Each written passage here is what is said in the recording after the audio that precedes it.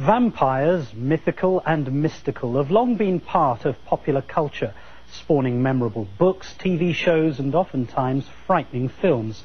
But with the arrival of the latest vampire movie based on a wildly popular book series, it's the fans who are losing control, as Brian Rooney reports.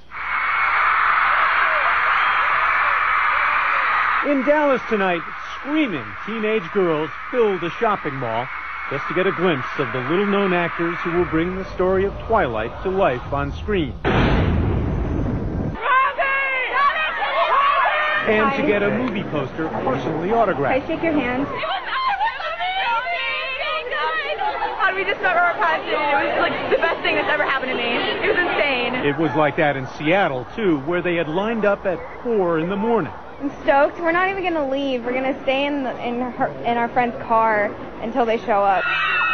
In San Francisco, as many as 3,000 screaming fans showed up for an autograph event where only 500 would be allowed inside. This event has been canceled.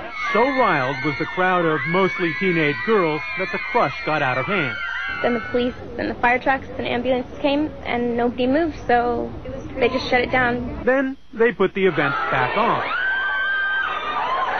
So it goes with the saga of Twilight, the teenage vampire romance that started as an author's dream and became a publishing phenomenon of 4 novels and over 17 million books, with readers streaming to signings and readings like the appearances of the latest boy band. And now Twilight is a major, we mean like totally major, motion picture about to hit the theaters. I'm so excited. I can hardly contain myself. It's the cutest love story ever. I feel like I'm in love when I'm reading it. The books and the movie are about an average teenage girl named Bella Swan in Forks, Washington, who falls in love with a 100-year-old vampire frozen in the body of 17-year-old Edward Cullen. How old are you? 17. How long have you been 17? A while.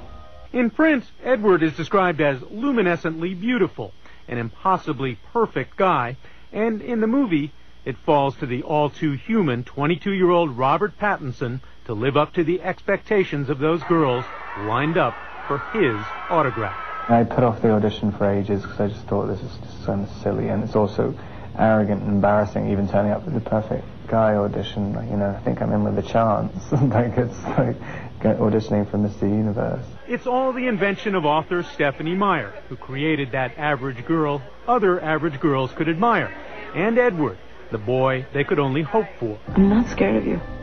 You really shouldn't have said that. All over America, teenage girls are swooning, and theater owners may be doing the same. I have a daughter who said Edward is the perfect boyfriend.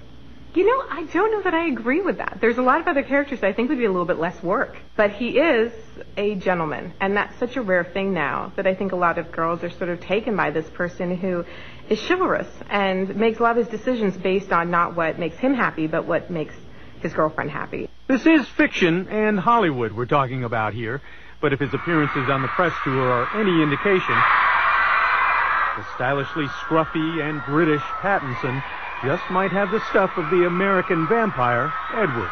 People were so obsessed and passionate about the book that when there's an actual physical thing that they can touch from it instead of just only being able to connect with their imaginations. The dramatic tension of the story is that in the midst of one of those I can't live without you teenage romances, Edward has to fight the urge to drink Bella's blood and kill her. He really can't live without her, but he does. He restrains himself. You are my life now.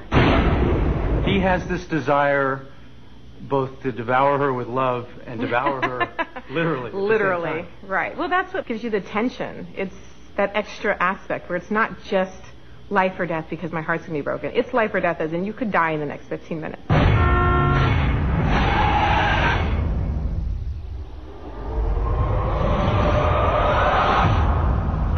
To be drawn towards fiction with fantasy elements just because you can take normal humans and sort of push them beyond what we really have to deal with every day.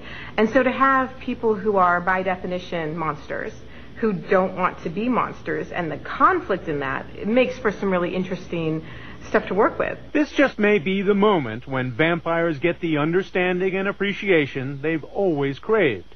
2008, the year of the vampire. Competing for attention is HBO's True Blood, a vampire melodrama set in a small Louisiana town where a waitress with telepathic powers falls for, we've seen this somewhere, a handsome boy who's a vampire. Oh, but you have other very juicy art. Vampires have populated literature for at least 200 years, and if Bram Stoker was the father of vampires, Stephanie Meyer is the literary mother. How much research did you have to do about vampires? Barely any at all. I knew I was breaking the rules, so there wasn't much point in studying up about vampires and finding out what's right and wrong. I mean, they're fictional. I can do whatever I want. And in doing that, she also created a little world in which, amazingly enough, two teenagers in passionate love refrain from having sex. Teenage fiction these days, whether on television or even in books, kids in that situation end up having sex, and these two don't. Right, which is really a part of the characters as they exist in my head. Edward's someone who has a lot of gifts, but also really sees a lot of them as drawbacks, and he knows how dangerous he is, and he's always very, very, very careful around Bella because the last thing in the world he wants to do is hurt her, and because he's so physically dangerous, for him it's a huge deal even to put his arm around her because he knows that that's kind of a risk. If you couldn't fulfill your desires, then it would seem like an extraordinarily painful experience.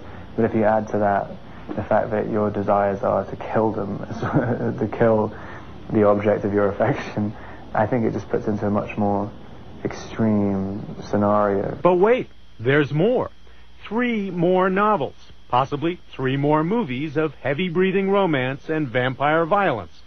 But in making this movie, Pattinson learned a little about what girls really like. Apparently, they like kind of old-fashioned virtues of, you know, opening doors and things, and just being a kind of gentleman, which I really didn't think was thought of as that attractive anymore. Apparently, it is. What they like is Edward Cullen, the perfect boyfriend. He is just like so hot. Oh my God, that was so awesome! I'm shaking. I didn't even say anything, but it was amazing. I said thank you, and he said no problem. I'm good for life. This is Brian Rooney for Nightline in Hollywood. The perfect boyfriend on the outside, perhaps. Our thanks to Brian Rooney.